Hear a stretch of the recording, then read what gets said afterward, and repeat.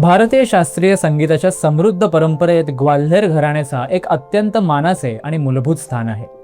या घराण्याने अनेक थोर गायक घडवले, ज्यांनी हिंदुस्थानी संगीत विश्वाला नवे रूप, नवी दिशा आणि नवे मापदंड दिले। अशाच तेजस्वी आणि बहुआयामी व्यक्तिमत्वांमध्ये एक महत्त्वाचं नाव म्हणजे पंडित विनायकराव नारायण पटवर्धन।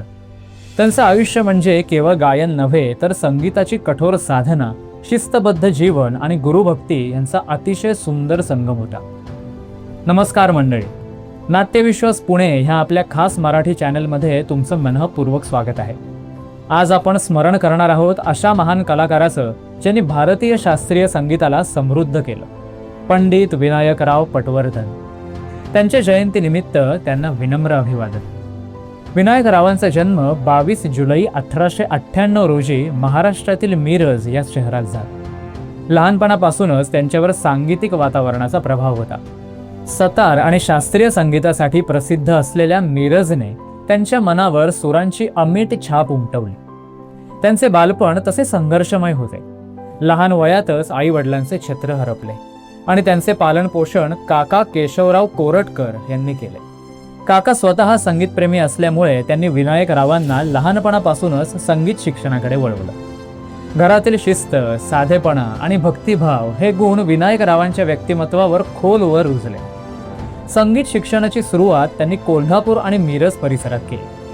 पुढे त्यांच्या प्रतिभेची दखल घेत त्यांना लाहोर येथील गांधर्व महाविद्यालयात शिकण्याची संधी मिळाली। तेथे त्यांना महान संगीतज्ञ पंडित विष्णू दिगंबर पलुसकर यांचे मार्गदर्शन लाभले। पलुसकर यांच्या शिस्तबद्ध शिक्षण पद्धतीचा विनायकरावांच्या व्यक्तिमत्वावर खोल प्रभाव पडला। विनायकरावांनी केवळ गायनच नव्हे, तर अनेक वाद्यांचेही शिक्षण घेतले। हार्मोनियम, तबला, सतार, व्हायोलिन यांसारख्या वाद्यांमध्ये त्यांना विशेष रस होता। तसेच त्यांनी कथ्थक नृत्याचीही प्राथमिक ओळख मिळवली होती। 1991 नंतर ते पुन्हा मिरजेत परतले आणि आपल्या संगीत साधनेला अधिक गती दिली। त्यांनी ग्वाल्हेर घराण्याच्या परंपरेतील अनेक बंदिशी आत्मसात केल्या।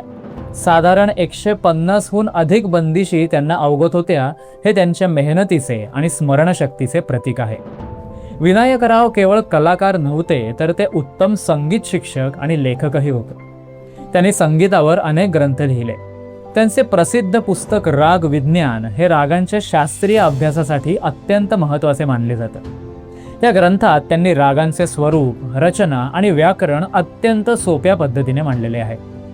1921 मध्ये ते नागपूर येथील गांधर्व महाविद्यालयाचे प्राचार्य झाले। येथे त्यांनी अनेक विद्यार्थ्यांना मार्गदर्शन केले आणि संस्थेच्या प्रगतीत मोठा वाटा उचलला।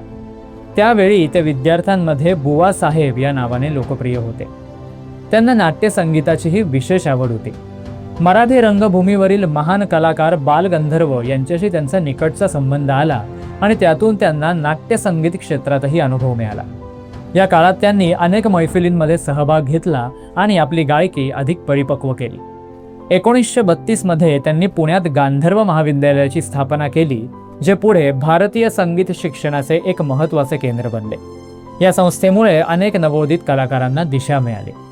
त्यांनी आंतरराष्ट्रीय स्तरावरही भारताचे प्रतिनिधित्व केले। 1954 मध्ये सोव्हिएत युनियनमध्ये झालेल्या सांस्कृतिक दौऱ्यात त्यांच्या गायनाने परदेशी श्रोते देखील थक्क झाले। भारतीय शास्त्रीय संगीताची ताकद त्यांनी जगाला दाखवून दिली। त्यांच्या कार्याची दखल घेत त्यांना अनेक सन्मान मिळाले। 1965 मध्ये संगीत नाटक अकादमी फेलोशिप आणि 1972 मध्ये भारत सरकारचा पद्मभूषण पुरस्कार त्यांना प्रदान करण्यात आला। विनायकराव पटवर्धन यांचे 23 ऑगस्ट 1975 रोजी निधन झाले, पण त्यांचे संगीत, त्यांचे विचार आणि त्यांची परंपरा आजही जिवंत आहे। त्यांचे जीवन आपल्याला शिकवते की संगीत ही केवळ कला नसून ती एक साधना आहे। शिस्त, मेहनत आणि गुरुभक्ती यांचा संगम असेल तर कोणतीही व्यक्ती महानतेपर्यंत पोहोचू शकते। आज विनायकराव पटवर्धन यांची जयंती म्हणजे केवळ स्मरण नाही, तर एका महान संगीत परंपरेला वंदन आहे। ग्वाल्हेर घराण्याचा हा तेजस्वी तारा सदैव भारतीय संगीताच्या आकाशात चमकत राहील। तर मंडळी, आजच्या पुरतं एवढंच। आम्हाला आशा आहे की तुम्हाला आमचा हा पॉडकास्ट अवश्य आवडला असेल। आवडला असल्यास लाईक व शेअर करायला विसरू नका। तुमचा आवडता गायक कोण आहे आम्हाला कमेंट बॉक्समध्ये नक्की कळवा। पुढील अपडेट जाणून घेण्यासाठी आमच्या चॅनेलला सबस्क्राईब करा आणि बेल आयकॉन प्रेस करायला अजिबात विसरू नका. धन्यवाद.